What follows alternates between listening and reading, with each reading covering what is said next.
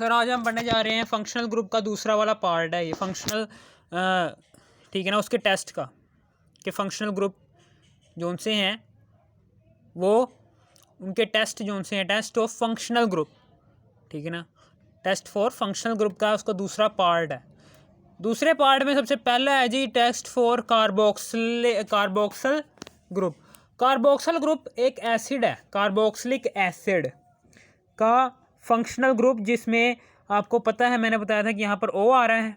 ओ का मतलब क्या है कि यहाँ पर सी डबल बॉन्ड ओ वैसे का वैसे आ जाएगा, बॉन्ड और बॉन्ड, यहाँ पर ओ आ रहा है, ठीक है ना, ओ लिख दिया, ठीक है ना, और साथ में एच आएगा। कार्बोक्सिल है ना, कार्बोक्सिल हाइड्रोक्सल, कार्बोक्सिल हाइड्रोक्सल, ठीक है ना, और साथ इसके क्या आ जाएगा, एक अल्काइल हैलाइड।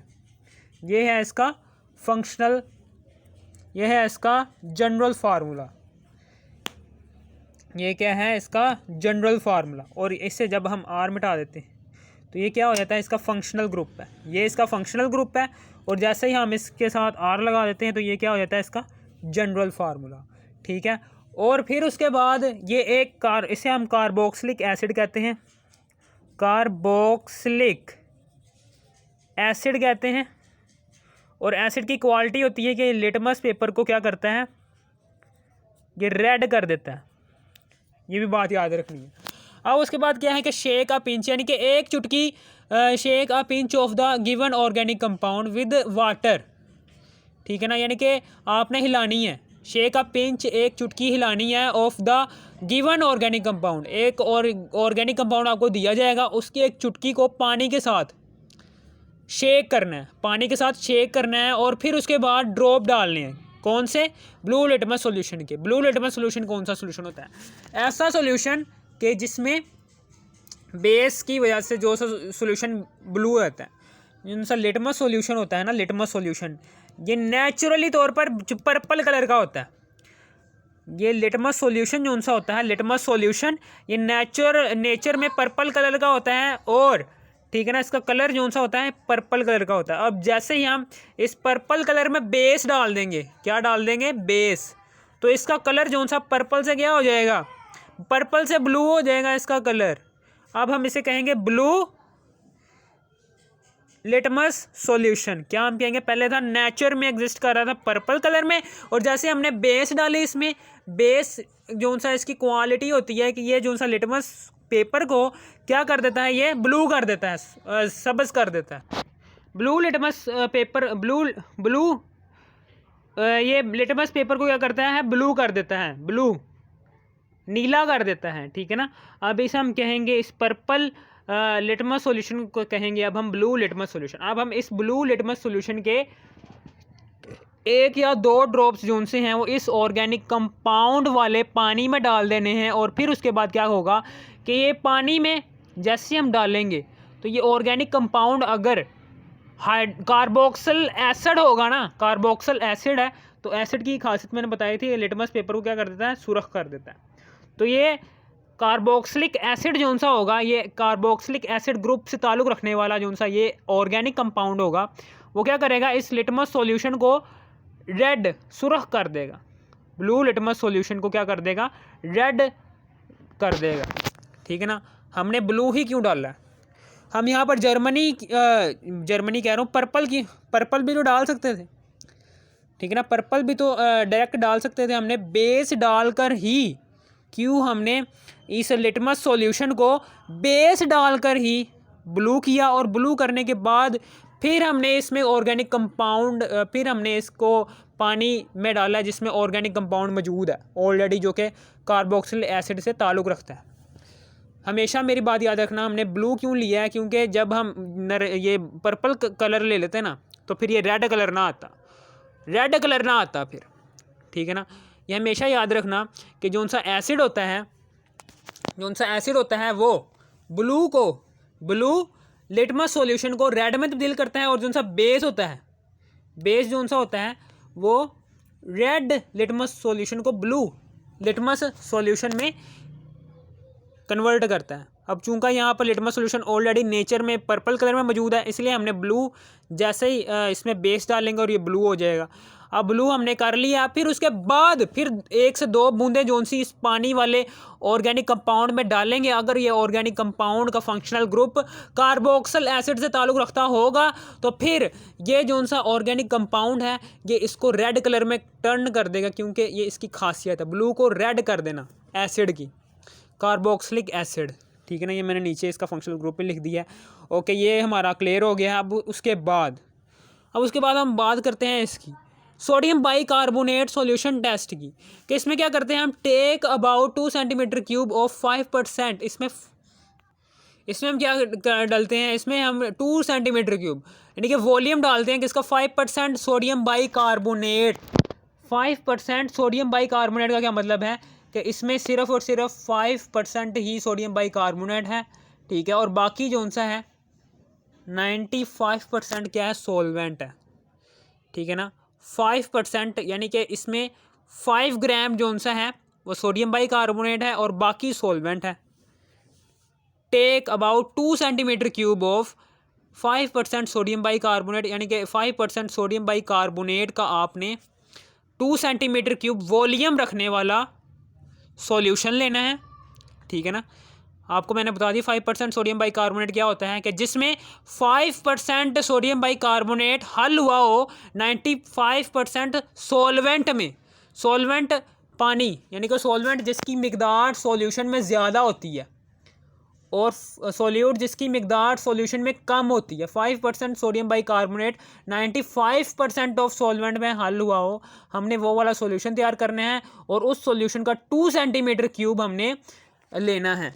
और फिर उसके बाद वो 2 सेंटीमीटर क्यूब जो सा होगा उसमें हमने एक चुटकी डालनी है ऑर्गेनिक कंपाउंड की। एक ऑर्गेनिक कंपाउंड जो सा हमें गिवन होगा उस ऑर्गेनिक कंपाउंड की आपने एक चुटकी डाल देनी है। और फिर उसके बाद आपने देखना क्या है, रिजल्ट क्या आएगा कि कार्बन डाइऑक्साइड वहाँ से निकलेगी, कार्बन डाइऑक्साइड इवॉल्व होगी। इसका मतलब क्या होगा, वो जो सा है वो सोडियम बाइकार्बोनेट होगा। तो इससे हमें पता चल जाएगा कि ये सोडियम बाइकार्बोनेट ही है, सोडियम बाइकार्बोनेट ही है। ये वाला ऑर्गेनिक कंपाउंड जो सा है वो सोडियम बाइकार्बोनेट ही है। ठीक है ना, ऑर्गेनिक कंपाउंड जो उनसे होते हैं ये एसिडिक खसूसियत रखते हैं, अपने अंदर एसिडिक खसूसियत रखते हैं। ठीक है, और कॉमन एसिड जो उनसा है ऑर्गेनिक कंपाउंड में वो ये है कार्बोक्सिलिक एसिड, ये ज़्यादा इस्तेमाल होता है। ठीक है ना, कार्बोक्सिलिक एसिड।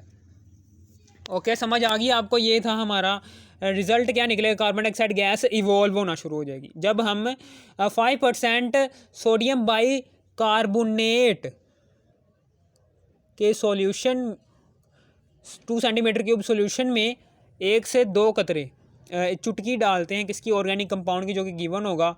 ठीक है ना, तो फिर अगर कार्बन डाइऑक्साइड निकलेगी तो वो ये होगा सोडियम बाइकार्बोनेट। अगर नहीं ना निकलेगी कार्बन डाइऑक्साइड तो ये कुछ और ही बला है। ठीक है, फिर उसके बाद आगे है जी डिटेक्शन ऑफ एल्डिहाइडिक ग्रुप। अब एल्डिहाइडिक ग्रुप क्या होता है, ठीक है ना, सोडियम बाइकार्बोनेट ये एक एसिड होता है। ठीक है ना, एल्डिहाइडिक ग्रुप क्या होता है, एल्डिहाइडिक ग्रुप जैसे कि नाम से जाहिर है। ठीक है ना, ये वैसे का वैसे आ जाएगा, C double bond O। Aldehyde, ये देखें H आ रहा है यहाँ पर, हाइड H आने की वजह से यहाँ पर आ जाएगा H, फिर बॉन्ड यहाँ पर आ जाएगा R। ठीक है ना, ये क्या है इसका जनरल फार्मूला। ठीक है, जनरल फार्मूला कह रहा हूँ, ये है इसका फंक्शनल ग्रुप। और जैसे ही हम इस पर R लगा देंगे तो ये क्या है इसका जनरल फार्मूला, ये क्या है इसका जनरल फार्मूला। ठीक है, डिटेक्शन ऑफ एल्डिहाइडिक ग्रुप। अब हम एल्डिहाइडिक ग्रुप की, ये एल्डिहाइडिक ग्रुप ये है, अब हम इसकी डिटेक्शन करते हैं। सबसे पहला है जी सोडियम बाइसल्फाइड टेस्ट। ठीक है ना, इसमें सोडियम बाइसल्फाइड का टेस्ट लेते हैं। सोडियम बाइसल्फाइड का टेस्ट लेते हैं, वो कैसे लेते हैं कि शेक अबाउट 0.2 ग्राम और 0.5 सेंटीमीटर क्यूब, इनके 0.2 ग्राम आपने सॉल्यूट लिया, ऑर्गेनिक कंपाउंड लिया, 0.2 ग्राम और या फिर 0.5 centimetre cube of the given organic compound लेना है। ये जो उनसे है ये वाला टेस्ट, ये ऊपर वाले की ही तरह है। ठीक है ना, इसमें हमने सोडियम बाइकार्बोनेट का ही सॉल्यूशन तैयार किया था 5%, और इसमें भी हमने यही किया। सोडियम बाइसल्फाइड टेस्ट में भी हमने यही किया है कि कंसनट्रेटेड सैचुरेटेड सॉल्यूशन लेना है, सोडियम बाइसल्फाइड का सैचुरेटेड सॉल्यूशन लेना है। सैचुरेटेड सॉल्यूशन एक ऐसा सॉल्यूशन होता है कि जिसमें सॉल्वेंट की मिकदार जिसमें सॉल्वेंट की मिकदार सोल्यूट को ज़्यादा हल किया हो, यानी कि इसमें क्या होगा, इसमें ये सॉल्वेंट फॉर एग्जांपल H2O है, H2O में मैक्सिमम अमाउंट हल की गई है। मैक्सिमम अमाउंट किसकी हल की गई है? सोडियम बाई सल्फाइड की। सोडियम बाई सल्फाइड की मैक्सिमम अमाउंट जो सी है वो H2O में हल कर दी गई है, ठीक है ना। अब इसके बाद अब कोई चक्कर ही नहीं है, अब थोड़ा सा और सोडियम बाई सल्फाइड डालेंगे तो ये सोडियम बाई सल्फाइड जो सा इजाफी डाला है वो H2O के पैंदे के यहाँ पर नीचे बैठना शुरू हो जाएगा, ठीक है ना।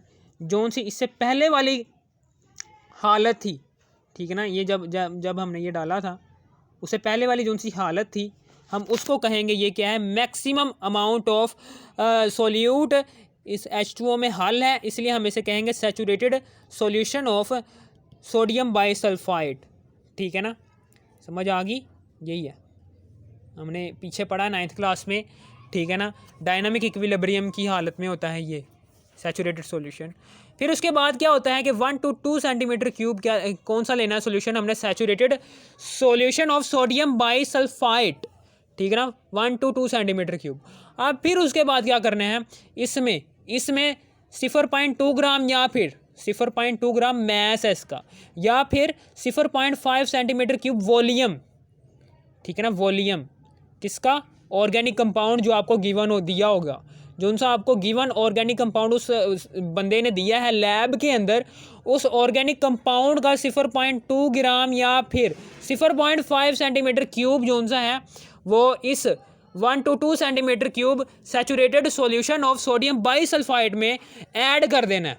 जैसे आप ऐड करेंगे ना तो एक क्रिस्टलाइन वाइट प्रेसिपिटेट तैयार हो, यानी कि वो क्रिस्टलाइन वाइट जो सा होगा ना, यानी कि वाइट किस्म के सफ़ेद किस्म के क्रिस्टल बनेंगे, जैसे कि चीनी के नहीं होते सफ़ेद किस्म के क्रिस्टल, वैसे सफ़ेद किस्म के क्रिस्टल जो उनसे होंगे वो तेज़ी से बनना स्टार्ट हो जाएंगे। प्रेसिपिटेट का मतलब है तेज़, ठीक है ना, तेज़ी से कि crystalline white precipitate will be formed, ये तेज़ी से ये जो उनसे थे सफ़ेद क्रिस्टल जो उनसे हैं ये जल्दी से फॉर्म होना शुरू हो जाएंगे। फेलिंग्स सॉल्यूशन टेस्ट, इसमें क्या होता है, mix equal volumes of Fehling solutions test. Fehling solution क्या होता है, फेलिंग सॉल्यूशन एक गहरा नीला अल्कलाइन सॉल्यूशन होता है, गहरे नीले रंग का अल्कलाइन सॉल्यूशन होता है, ये गहरे नीले रंग का अल्कलाइन सॉल्यूशन होता है। कौन सा, फेलिंग सॉल्यूशन। फेलिंग सॉल्यूशन एक गहरे नीले रंग का अल्कलाइन यानी कि बेसिक सॉल्यूशन होता है, जिसमें बेसिक प्रॉपर्टीज़ होती हैं, बेस की प्रॉपर्टीज़ होती है ना कि एसिड की, ठीक है ना। और फिर उसके बाद ये जो सा ग्रुप होता है जिसका इस्तेमाल हम करते हैं एल्डिहाइड या फिर ग्रुप्स की मौजूदगी की निशानदाही करने के लिए भी हम इस्तेमाल करते हैं। फॉर एग्जांपल ये है, ये एल्डिहाइड है, इसमें हम इसकी मौजूदगी इसको यानी कि हम निशानदाही करने के लिए, एल्डिहाइड्स की निशानदाही करने के लिए आमतौर पर इस्तेमाल किया जाता है। इसमें एल्डिहाइड फंक्शनल ग्रुप होता है CHO। CHO की निशानदाही एल्डिहाइडिक फंक्शनल ग्रुप की निशानदाही करने के लिए इस्तेमाल किया है। ठीक है सर, मुझे समझ आ गई है, ये मुझे सारी समझ आ गई है, ठीक है, ये कोई बात नहीं थी इतनी, ठीक है सर, मुझे समझ आ गई हुई है, इसमें कोई बात ही नहीं थी। ये फेलिंग सॉल्यूशन जो सा है ये नीले रंग का, ठीक है ना, इसमें अल्कलाइन सॉल्यूशन होता है, इसमें बेसिक प्रॉपर्टीज़ होती हैं इस फेलिंग सॉल्यूशन में, इस फेलिंग सॉल्यूशन में बेसिक प्रॉपर्टीज़ होती हैं। और जब हम इसमें एक जो सा गिवन ऑर्गेनिक कंपाउंड होगा उसकी एक चुटकी आप डालेंगे, डालने के बाद क्या होगा, उससे हम गर्म करेंगे, गर्म करने के बाद 5 मिनट तक हम उसे गर्म करते रहेंगे, ठीक है ना। सबसे पहले आपने इक्वल वॉल्यूम्स लेने हैं A एंड B के, यानी कि equal volumes of Fehling solutions A and B in a test tube. एक टेस्ट ट्यूब लेनी है, उसमें A और B सॉल्यूशन के फेलिंग सॉल्यूशन के इक्वल अमाउंट लेनी है। यानी कि ये बात है कि अगर इसकी अमाउंट है जी 2 सेंटीमीटर क्यूब तो इसकी भी 2 सेंटीमीटर क्यूब ही होनी चाहिए। 2 टेस्ट ट्यूब हैं, उन 2 टेस्ट ट्यूब में 2 फेलिंग सॉल्यूशन पाए जाते हैं, उन 2 फेलिंग सॉल्यूशन का टोटल वॉल्यूम उन 2 टेस्ट ट्यूब्स में 2 सेंटीमीटर क्यूब और 2 सेंटीमीटर क्यूब है।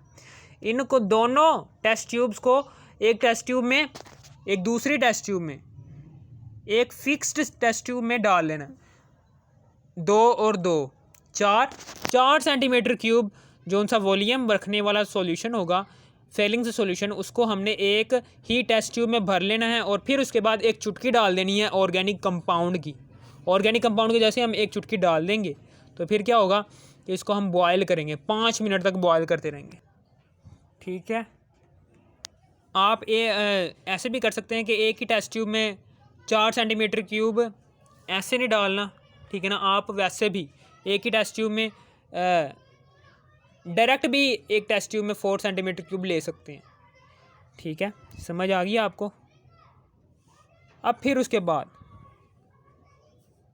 बाद क्या होगा, वो 2 इसलिए बता रहा है, ठीक है ना, क्योंकि 2 इक्वल अमाउंट ऑफ सॉल्यूशन वो इसलिए बता रहा है क्योंकि जब हम 2 इक्वल अमाउंट लेंगे, 3 3 2 2 1 1, तो हमेशा जुफ्त अदद आएगा, 2 आएगा, 6 आएगा, 8 आएगा, 1 3 5, यानी कि ऐसे नंबर्स नहीं आएंगे कि जो 2 से डिवाइड ना हो सके, ऐसे नंबर्स आएंगे जो 2 से डिवाइड हो सकें। ठीक है ना, इसलिए वो हमें कह रहा है कि 2 टेस्ट ट्यूब्स में हमने फेलिंग सोल्यूशन भरना है और वो भी इक्वल अमाउंट में, ताकि जो सा नंबर आए इन दोनों को जमा करने के बाद जो सा नंबर आए वो क्या होगा, इवन नंबर हो। वो इवन नंबर वाले वॉल्यूम रखने वाले, वो इवन वॉल्यूम है, उन दोनों को जमा करें तो फिर इवन नंबर आया। उस इवन नंबर की वजह से वो हमें कह रहा है कि 2 टेस्ट ट्यूब्स लेनी है और उसमें वॉल्यूम उन दोनों टेस्ट ट्यूब का इक्वल होना चाहिए। ठीक है, समझ आ गई आपको, इसलिए वो कह रहा है कि 2 टेस्ट ट्यूब लें। ठीक है ना, वरना वो ये भी कह सकता कि एक टेस्ट ट्यूब में इतने फिक्स्ड अमाउंट ले लें, नहीं, उसने कहा इक्वल अमाउंट, ताकि जो सा नंबर आए ना वो इवन ही आए, या 2 आ सकता है, 4 आ सकता है, 6 8, यानी कि जो 2 से डिवाइड हो सके। ऐसा नंबर नहीं आ सकता कि जो 2 से डिवाइड ना हो सके। ठीक है ना, जब आप 2 टेस्ट ट्यूब में, ठीक है ना, जब आप 2 टेस्ट ट्यूब में फिक्स वॉल्यूम रखेंगे और उन फिक्स्ड वॉल्यूम को, उन 2 टेस्ट ट्यूब में मौजूद जो सा फिक्स्ड वॉल्यूम है, बराबर वॉल्यूम है, उसको हम एक ही टेस्ट ट्यूब में रखेंगे तो एक इवन नंबर ऑफ वॉल्यूम आएगा। उस इवन नंबर ऑफ वॉल्यूम ने आपने एक चुटकी डालनी है ऑर्गेनिक कंपाउंड की और फिर उसके बाद बॉयल करना शुरू कर देना है 5 मिनट्स के बाद। 5 मिनट के बाद आप देखेंगे कि सुर्ख रंग का प्रिसिपिटेट जो सा होगा वो फॉर्म होना शुरू हो जाएगा। सुर्ख रंग का जो सा प्रिसिपिटेट है, सुर्ख रंग का जो सा प्रिसिपिटेट है वो पैदा होना शुरू हो जाएगा। ठीक है, ये सुर्ख क्यों हुआ है, ठीक है ना, आपको पता है कि ये एक एसिड की खासियत है। ठीक है, ये सुर्ख रंग का प्रिसिपिटेट शुरू हो जाएगा। ठीक है ना, इसका मतलब क्या है, ये एक एसिड की खासियत है। और एसिड की खासियत कौन शो करते हैं, ऑर्गेनिक कंपाउंड शो करते हैं, ऑर्गेनिक कंपाउंड शो करते हैं। और जब ये एसिड, जब ये सुर्ख रंग का प्रिसिपिटेट आपको दे देगा ना, तो फिर डिटेक्शन हो जाएगी कि भाई ये वाकई में एल्डिहाइडिक ग्रुप से ही ताल्लुक़ रखता है। तो फिर ये वाकई में डिटेक्ट हो जाएगा, हमें पता चल जाएगा। जो उनसे साइंटिस्ट होंगे उन्हें पता चल सकता है। ठीक है ना, जो उनसे आप हैं, आप एक तालिब इल्म हैं, आपको नहीं ज़्यादा जल्दी पता चलेगा। वो साइंटिस्ट जो उनसे होंगे उन्हें फ़ौरन पता चल जाएगा कि सुर्ख रंग आ गया, इसका मतलब क्या है, ये ऑर्गेनिक कंपाउंड है। और फ़ौरन उनके दिमाग में भी आ जाएगा कि ये एल्डिहाइडिक ग्रुप से ही ताल्लुक़ रखता है, क्योंकि ये हमने किताब में पढ़ा हुआ था। फेलिंग सोल्यूशन जो सा होगा वो डिटेक्ट करता है सिर्फ और सिर्फ एल्डिहाइडिक ग्रुप को। ठीक है ना, इसलिए हमें पता चल जाएगा, फेलिंग सोल्यूशन की वजह से हमें पता चलेगा कि ये जो सा रेड कलर है ये शो कौन कर रहा है, एल्डिहाइडिक ग्रुप से ताल्लुक़ रखने वाला एक ऑर्गेनिक कंपाउंड हमें शो कर रहा है। ठीक है ना, इस फेलिंग सॉल्यूशन की वजह से, जो कि सिर्फ और सिर्फ डिटेक्ट करने के लिए इस्तेमाल किया जाता है कि ये सॉल्यूशन एल्डिहाइडिक है भी या नहीं भी। ठीक है ना, और फिर उसके बाद आगे है जी test for primary amino group. ये भी हमने पीछे पढ़ा है कि amino acid, amino group bond NH2, जिसमें NH2 बॉन्ड नाइट्रोजन आ जाए, बॉन्ड NH2 आ जाए। ठीक है ना, इसमें क्या होता है, इसमें हमने क्या करना है, इसमें हीट करना है, गर्म करना है, किसको, 0.2 ग्राम ऑर्गेनिक कंपाउंड को। गिवन जो सा आपको ऑर्गेनिक कंपाउंड उस बंदे ने दिया है ना लैब के अंदर, उसको 0.2 ग्राम ऑर्गेनिक कंपाउंड को में 0.5 सेंटीमीटर क्यूब क्लोरोफॉर्म डालना है। क्लोरोफॉर्म जो सा होगा, ये क्लोरोफॉर्म डालना है, CHCl3, ये होता है क्लोरोफॉर्म डालना है। ठीक है ना। 0.5 सेंटीमीटर क्यूब, ये बेहोश करने वाली अद्वियात है, बेहोश करने वाली। 0.5 सेंटीमीटर क्यूब ऑफ क्लोरोफॉर्म डालना है किसके अंदर, इसके अंदर। ये जो सा ऑर्गेनिक कंपाउंड है ना, ऑर्गेनिक कंपाउंड 0.2 ग्राम जो सा है वो इसके अंदर डालना है, क्लोरोफॉर्म के अंदर, जिसका वॉल्यूम है 0.5 सेंटीमीटर क्यूब। और फिर उसके बाद इसके अंदर ऐड कर देना, और फिर उसके बाद इसके बाद जैसी तरतीब लिखी हुई है ना वैसी आपने याद करनी है कि 0.2 ग्राम ऑर्गेनिक कंपाउंड लेना है, उसमें 0.5 सेंटीमीटर क्यूब वाला क्लोरोफॉर्म डालना है, और फिर उसके बाद 2 to 3 सेंटीमीटर क्यूब आपने क्या डालना है, KOH, अल्कोहलिक KOH डालेंगे। ये तरतीब के साथ चलना है आपने। पहले ये नहीं करना कि KOH लेना है फिर उसके बाद KOH में क्लोरोफॉर्म डालना है 0.5 सेंटीमीटर क्यूब, ठीक है ना। ये अपनी तरफ से बातें नहीं करनी, सिर्फ और सिर्फ किताब की मदद से आपने ये तजर्बा करना है। पहले ऑर्गेनिक कंपाउंड लेना है 0.2 ग्राम जो सा उसने बंदे ने दिया आपको लैब के अंदर, और फिर क्लोरोफॉर्म लेना है 0.5 सेंटीमीटर क्यूब, उसको भी उस टेस्ट ट्यूब में डालना है, और फिर उसके बाद उस टेस्ट ट्यूब में 2 to 3 सेंटीमीटर क्यूब यानी कि 2 या फिर 3 सेंटीमीटर क्यूब आपने क्या डाल देना है, ये अल्कोहलिक KOH। KOH की खासियत होती है कि यहाँ पर OH आ रहा है, इसका मतलब क्या है कि ये एक अल्कोहल से ताल्लुक़ रखता है, पता है ना। अर्हीनियस का नज़रिया कि जहाँ पर H+ दिखे और OH नेगेटिव दिखे, आपने समझ लेना है कि वो OH नेगेटिव दिखे वो बेस होगा, और H+ दिखे वो क्या होगा, H+ आयन दिखे वो क्या होगा, एसिड होगा। यहाँ पर OH नेगेटिव दिख रहा है, OH दिख रहा है, इसका मतलब क्या है, ये एक बेस है, बेस है, और साथ ही यहाँ पर अल्कोहलिक है। अल्कोहल्स में OH जो सा होता है वो प्रेजेंट होता है, ठीक है ना। अल्कोहलिक KOH, शराब जिसे हम कहते हैं। 2 to 3 सेंटीमीटर क्यूब आपने KOH भी डाल देना। अब फिर उसके बाद एक गंदी सी बदबू आएगी, extremely unpleasant order will be given out, यानी कि बहुत ही गंदी सी बदबू जो सी होगी वो निकलेगी, ठीक है ना, जिससे हम पता चल जाएगा कि ये जो सा है ये एमाइनो ग्रुप से ताल्लुक़ रखता है। ये जो सा ऑर्गेनिक कंपाउंड जो सा उस बंदे ने दिया था हमें, ये किससे ताल्लुक़ रखता है, एमाइनो ग्रुप से ताल्लुक़ रखता है। फ़ौरन साइंटिस्ट समझ जाएंगे, ठीक है ना। और अगर आपने याद किया होगा ये वाली बातें, आपने अगर याद की होंगी तो आपको भी पता चल जाएगा कि कौन सा ग्रुप होगा, ये होगा एमाइनो ग्रुप, ठीक है। ये हमारा आज का टॉपिक हो गया क्लियर। फिर उसके बाद इसका तीसरा पार्ट बनेगा किसका, फंक्शनल ग्रुप के टेस्ट का। ये इसका दूसरा पार्ट था, पहला पार्ट भी मैंने बनाया हुआ है, वो भी आप देख लेना। Okay, goodbye. अगर आपको पसंद आई हो वीडियो तो सब्सक्राइब कर देना, और अगर ना पसंद आई हो तो डिसलाइक भी मार दो, कुछ नहीं होता। Good bye.